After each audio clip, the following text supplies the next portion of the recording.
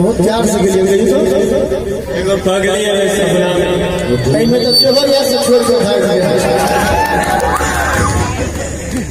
एक पगली है सपना में हमर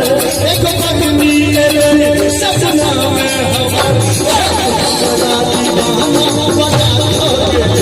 एक पगली है सपना में हमर दीवाना बड़ा